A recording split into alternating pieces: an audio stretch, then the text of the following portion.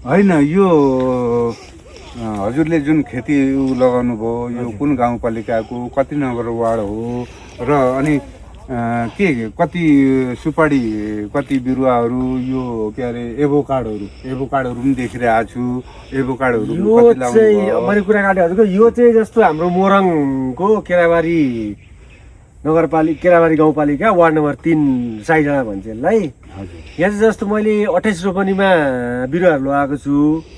जस्तो 28 रोपनीमा अब यो पहाडी भूभागको जग्गा छ, यो सबै जग्गा एक नम्बर समतल पनि छैन, काल्ला त्यो हिसाबको छ होइन हजुरको।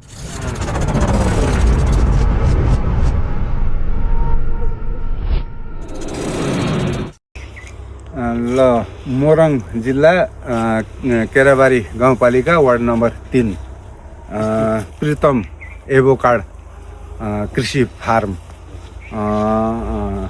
को उसमा म अवलोकनको उसमा आएको थिएँ। त्यसमा मैले सबै अवलोकन गरेँ।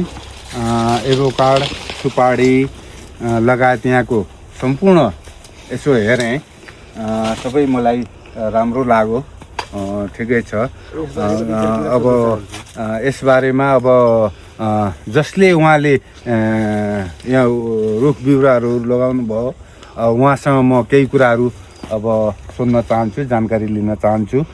मैले त्यो हेरेँ।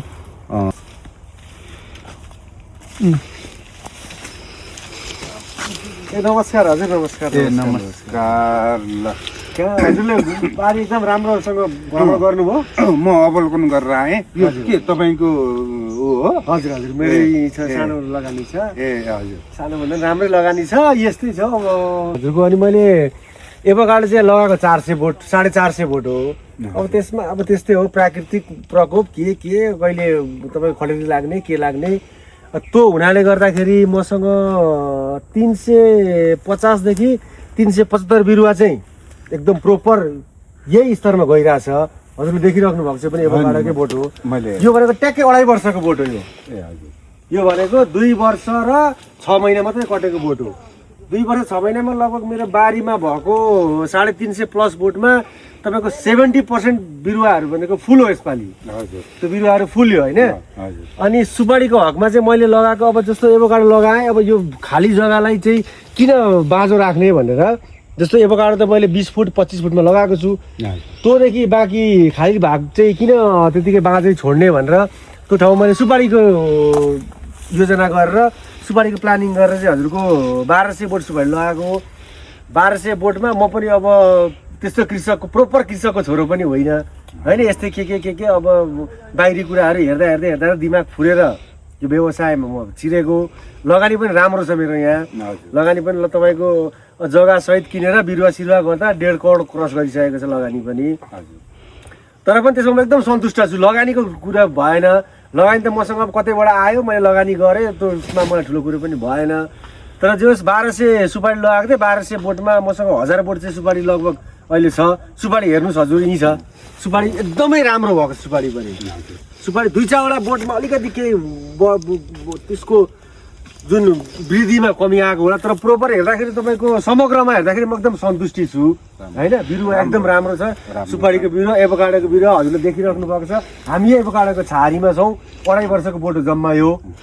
हजुरको मैले अलिकति कुरो काटेँ। अब यसमा यो बिरुवाहरू यसरी लगाउनु भएको छ, अब यसमा के मलहरू के लगाउनु छ? डिएपी अथवा अर्ग्यानिक अथवा कम्पोस्ट अब के लगाउनु भएको छ तपाईँ? साह्रै राम्रो खालको बिरुवाहरू छ। डिएपी युरिया भन्ने त्यस्तो रासायनिक मल चाहिँ अहिलेसम्म मैले युज गरेको छुइनँ। मैले एकदम युज गरेको भनेको पिनाको ढुटो, पिना म भेला पार्छु, अथवा मैले घरमा पनि एकदम तोरी पेलेर तेल खाने मान्छे हामी, आफ्नै बारीको अथवा किनिन्छ जे होस् खेती किसानीकोबाटै किनेर त्यो पिना पनि भेला पार्छु। प्लस म मिलमा पनि किन्छु, पिनालाई किनेर त्यसलाई भेला पारेर पछि त्यसलाई कुटेर ढुटो बनाउँछु। अनि गडौले मल किन्छु म, त्यसमा गडौले मल किन्छु। अनि एउटा हड्डीको ढुटो पाउँछ, एकदम बोन मिल भन्छ त्यसलाई चाहिँ। त्यो चाहिँ एकदमै राम्रो बिरुवाको लागि, प्रोटिनको हिसाबले चाहिँ एकदमै राम्रो हुन्छ त्यो। अनि त्यो चलाउँछु म। त्यो 3टालाई मिक्स गरेर चाहिँ वर्षमा 2 चोटि म हाल्छु, 6-6 महिना ग्यापिङ गरेर। हाल्छु। अब जनशक्ति लाग्छ, अलिअलि खर्च त हुन्छ। अब गरि नै सकेपछि खर्चको त लोभ गर्ने कुरा भएन। अनि तपाईँको अब सिँचाइको हिसाबमा हेर्नु, सिँचाइको अब जस्तो भिजालो जग्गा हो, टपमा मैले 6000 लिटरको स्टक ट्याङ्की बनाएको छु। अनि पानी त्यहाँ भरिन्छ सबै। तपाईँले हजुरले हेर्न सक्नुहुन्छ, हजुर पाइप छ मसँग।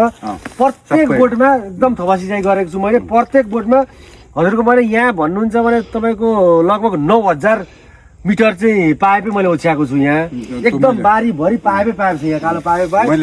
मलाई अरू केही समस्या हुँदैन थियो। जस्तो यो खडेरीको बेलामा चाहिँ यस्तै क्या, जस्तो आग लागि भयो भने मेरो पाइप लड्छ भन्ने चाहिँ एकदम दिमागमा टेन्सनै त्यही मात्रै हुन्थ्यो मलाई, होइन? त्यति मैले पाइप ओछ्याएको छु। तपाईँको 8000 देखि 9000 मिटर त मैले पाइपै ओछ्याएको छु। प्रत्येक बिरुवामा हजुरले देख्नु पनि भयो होला, प्रत्येक बिरुवा मसँग हेर्नु पाइपै पाइप छ मसँग। मैले टपमा गएर गेटबल खोल्ने बित्तिकै मेरो तपाईँको 1000 1200 1500 बोट एकदम मजाले पर्छ क्या, एकैचोटिमा सर पर्छ। त्यसलाई म डिभाइड गरेर, जस्तो खडेरीको मौसम अहिले त पानी परेको छ, अहिले त पानीको केही आवश्यकतै छैन। तर पानी नपर्दाखेरि खडेरीको मौसममा चाहिँ म एकदम अवस्था हेरेर, होइन, अवस्था हेरेर अनि हजुरको कुन पाटोमा कति पानी चाहिन्छ त्यही अनुसार गेटबल सबै मैले गेटबल राखेको छु। मैले हजुरको हेरेँ व्यवस्थापन, पानीको व्यवस्थापनहरू त्यो ट्याक प्रत्येक बिरुवामा त्यो पाइपहरू ट्याक सबैमा एउटा सिँचाइको व्यवस्थापन मिलाएको रहेछ। मैले हेरेँ सर, म पनि अब एउटा कृषि विशेषज्ञ हिसाब किताबको भएर हजुरले आउनुभयो, हेर्नुभयो, एकदम खुसी लाग्यो, होइन? एकदम मैले हेरेँ आएर निरीक्षण गर्दै मैले हेरेँ प्रत्येक बिरुवामा त्यो सिँचाइको पनि त्यो अनुसारको व्यवस्थापन मिलाएको रहेछ। लु हजुर यहाँको हेरिहाल्नुभयो हजुरले, हजुरलाई म अर्को देखाउँछु हाम्रो हेलिप्याड। त्यो हेलिप्याड भने कस्तो छ भने हाम्रो यहाँबाट अब जस्तो यो रातको मौसममा हजुरको यहाँदेखि लिएर दमक हाम्रो केपिएलको टावरै भनौँ न, अहिले नामै त्यही छ, केपिएलको टावर दमकदेखि लिएर सम्पूर्ण तपाईँको उर्लाबारी, पथरी, हाम्रो बेलबारी, विराट चोक, खोर्साने, विराट चोक लगायत क्या हाम्रो जति पनि सामान्य बजारहरू छन् नि, बिचमा सलकपुर, गोठगाउँ, होइन, गछिया, इटरी, तपाईँको धरान, सम्पूर्ण देखिने ठाउँ पनि यही मेरो जग्गामा छ, यही मेरो स्पटमा छ। हेर्नुहोस्, हजुरलाई म त्यहाँ लान्छु, हजुर हिँड्नुहोस्। हजुर आउनुहोस्। हाम्रो हेलिप्याड भनेको चाहिँ हजुर यो हेर्नुहोस्, यो चाहिँ एकदमै राम्रो। हजुर यताबाट होइन, यताबाट आयो पनि भयो। बिरुवा हेर्नुहोस्, हुन चाहिँ अब यस्तै छ, हेर्नु ढुङ्गा सुङ्गा छ, तर साह्रो राम्रोसँग मिलाउनु भएको रहेछ यो। अब किनभने पहाडी क्षेत्र भए पनि यो माथि एउटा चाहिँ अब आफ्नो कृषि फर्ममा एउटा चाहिँ हेलिप्याड जस्तै एउटा च्याट्ट एउटा मिलाएर एउटा उ गर्नुभएको रहेछ। एउटा यो चाहिँ धन्यवाद हजुर। यो चाहिँ राम्रो, यो चाहिँ अब एकदम राम्रो। पछि हाम्रो जुन हुन्छ नि हाम्रो रिटायर्ड लाइफ, अहिले हजुरले हेर्नु माथि त्यहाँ ट्याङ्की जहाँ थियो नि, त्यहाँनिर राम्रो घर बन्छ। अब पछिको भनेको अर्ग्यानिक चिज खाने, त्यहीँ बस्ने, घर त्यहाँ बनाउने हो। र यो चाहिँ एकदम साथीभाइ आउँदाखेरि यो बोट बढ्छ, यसलाई राम्रो व्यवस्थापन गर्ने, यसलाई ब्लकिङ स्लकिङ गर्ने ओर्ने, होइन, तपाईँ इन्टरलकको काम गर्ने। यहाँ चाहिँ बस्ने चौतारा फलैचा, साथीभाइ आउँदा आफन्त इष्टमित्र हुन्छ नि त, सबै कुराहरू आउँदाखेरि उहाँहरूलाई बस्ने खाने राम्रो भ्यू।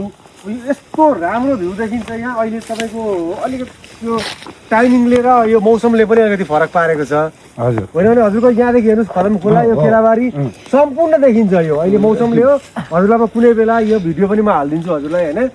यो मौसम खुलेको बेला यहाँदेखि सम्पूर्ण तपाईँको धरान, तपाईँको पानमारा, यो डाँगी, केराबारी, तपाईँको इटरीको बेलबारी लगायत सम्पूर्ण उता पनि जति पनि छन् झापाका जिल्लाहरू, भनौँ न केपिएलको टावर, सम्पूर्ण राम्रो भ्यू देखिन्छ यहाँबाट। हेर्नुहोस् हावा, अहिले हजुरले पनि देख्नुभएको छ नि हावा कति राम्रो। बिरुवालाई हेर्नुहोस्, हावा चलेको छ यो गर्मीको मौसममा। यहाँ 12 महिना यतिकै हावा हो। यो सम्पूर्ण यहाँ लगभग 45 घर छन्। 45 घरमा अहिलेसम्म कुनै घरमा पङ्खा छैन। हजुर, यो एकदम हाइवेबाट 15 किलोमिटर 16 किलोमिटरको डिस्टेन्समा हो। र कुनै पनि घरमा अहिलेसम्म यहाँ पङ्खा पनि छैन, एसी पनि छैन। एसी लगाउने त अलिकति अब यहाँ त्यस्तो वातावरण पनि छैन, र पङ्खा पनि छैन कि कुनै पनि घरमा। यस्तो हावा र यस्तो त्यति राम्रो मौसम यति छ मौसम अब हेर्नुहोस् यो जुन यो आँपहरूको छ नि आँपहरूको फेदमा भाइ उता देखाइदिनुहोस् यो आँपहरूको फेदमा चाहिँ त्यहाँ चाहिँ म एउटा राम्रो घर बनाउँछु हजुर र मेरो रिटायर्ड लाइफ चाहिँ यहाँ हुन्छ हजुर होइन मेरो साथीभाइ आफन्त इष्टमित्र सबै आउँदाखेरि बस्ने त्यहाँ हुन्छ त्यहाँदेखि तल्लो स्टेप हुन्छ यो पनि मैले त्यही भएर खारेको र यहाँ बिरुवा अलिकति व्यवस्थित गरेर लगाएको छु साह्रो राम्रो छ हौ यहाँ साह्रो राम्रो भोलि हजुरहरू आउँदा पनि हामी बस्ने ओर्ने खाने रमाइलो गर्ने नाचगान गर्ने केही कार्यक्रम होइन बिहा भोज त अब बिहा त कसको होला र यहाँ सामान्य केही सेलिब्रेसन गर्नु पर्यो भने हाम्रो पारिवारिक एकदम मजाको यहाँ एकदम प्राकृतिकमा रमाउँदै प्राकृतिकमय वातावरणमा चाहिँ एकदम रमाइलो तरिकाले यो ठाउँमा केही कार्यहरू सम्पन्न गर्ने हिसाबले मैले गरेको छु यो बिरुवा राम्रो बिरुवा कति राम्रो बिरुवा आएको छ यो ढुङ्गा घारीमा पनि होइन हाम्रो अथक मेहनतको प्रयासमा प्रगति उन्नति राम्रो होस् राम्रो गर्नुभएको छ तपाईँको जुन खालको अहिले बोट बिरुवाहरू जति लगाउनु भएको छ सबै एकदम राम्रो छ त्यही अनुसारले राम्रो होस् फलोस् फुलोस् राम्रो होस् हुन्छ शुभकामना यस्तै छ ल भेट्दै गर्नुपर्छ नि ल हस् हजुरको चाहिँ अब मेरो बारी चाहिँ भ्रमण भइराख्नु पर्यो या के कमी कमजोरी हुन्छ हजुरले त्यो चाहिँ मलाई भनिदिनु ल हस् हस् हस् हुन्छ नि त है